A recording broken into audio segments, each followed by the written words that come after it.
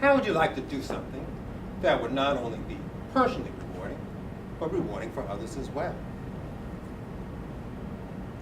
How would you like to create a legacy, a gift that could benefit generations to come? How would you like to reward yourself with what is perhaps the greatest feeling of pride, satisfaction, and fulfillment that you may ever know? Mrs. Toastmaster, fellow Toastmasters, and honored guests, each of you has the power to create a priceless reward for yourself and others, and a long-lasting legacy by becoming a mentor. By becoming a mentor, you have the opportunity to pass along your education, experience, and expertise. Your mentees, in turn, can pass along what you've taught them to others. Real mentors are not motivated by money or fame. Real mentors understand that their lives are enriched by the pride and satisfaction they gain when the people they mentor succeed. I certainly would not be where I am today were it not for the mentors in my life. The first mentor in my life was my late mother, Ethel. My mother was a force of nature, like a tornado. My mother was a highly intelligent, incredibly strong-willed woman who was born in Boston, Massachusetts in 1929 during the Great Depression. She was the daughter of Caribbean African immigrants. She didn't have much when she was growing up, but she did have a big, ambitious, audacious dream. She dreamed of becoming a doctor. That was an impossible goal for a black woman growing up in the United States in the 1930s and 40s. When she realized that she could never become a doctor herself, she decided that she would live her dream through her firstborn son, who happened to be yours truly. My earliest memories are of my mother telling me I was going to be a doctor one day. Of course, I wanted no part of that. Although I had an aptitude for math and science, I like sports. I wanted to be a tennis player. She was having none of that. Bad grades in school, unacceptable. Failure, not an option. Ma, can I go outside and play tennis now? Not now, son. You have to study. Delayed gratification. That was her favorite phrase. Anyone else's mother ever say that to them?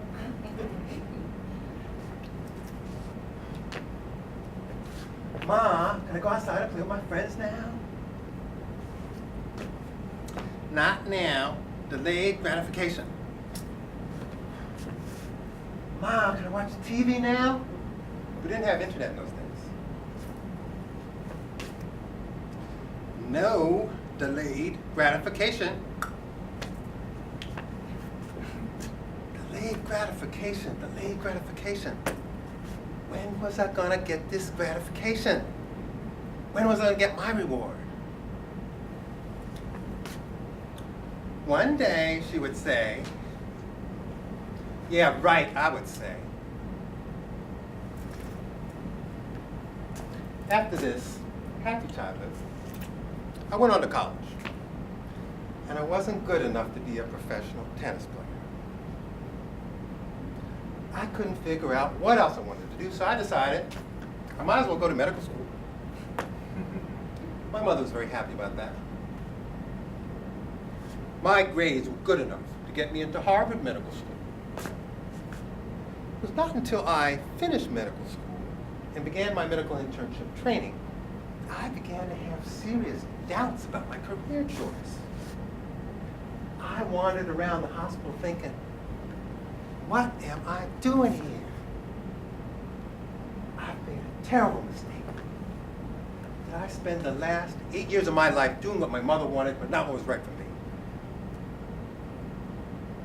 To my supervisors at the hospital, I appeared distant, distracted, and disinterested.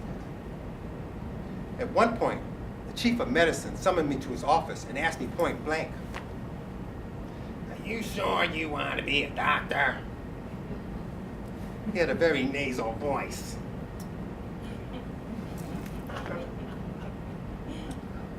I had reached the lowest point in my career. I almost quit.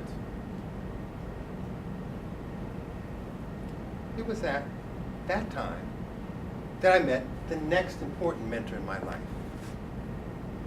Dr. Wallace. Dr. Wallace was a cardiologist, a heart specialist at my hospital. I found him to be a highly intelligent man with a kind, considerate manner. For some reason, he took a liking to me. He introduced me to the field of cardiology, the study of heart disease. His insightful, nurturing teaching style got me fascinated and excited about being a doctor for the first time in my life. His encouragement sparked a fire of enthusiasm inside of me. It gave me the motivation I was missing to excel in my medical training. Years later, I realized how, in different times and in different ways, my mother and Dr. Wallace gave me the mentoring I needed to succeed. My mother built into me the foundation for a strong work ethic and the discipline needed to become a doctor. But that wasn't enough. Dr. Wallace inspired and motivated me. He ignited the rocket that launched me into the marvelous career that I enjoy today. I finally have my delayed gratification. You were right, Ma. For years, I wondered why he did what they did, since they never asked for anything in return. It was not until I was a mentor myself that I felt the pride that they must have felt in seeing me succeed. How about you? How would you like to make a meaningful difference in someone's life? How would you like to give someone's dreams strong wings so they can fly? Or live your dreams through others, as my mother's dreams are living through me, and will continue to live through my daughter, who, by the way, is currently doing cancer research at Hopkins. Will be applying to medical school next year. I'm not bragging. Be a mentor, and you will be rewarded with the incomparable feeling of pride, satisfaction, and fulfillment that being a mentor can bring. Be a mentor, and you can have the greatest reward of all. Toastmasters.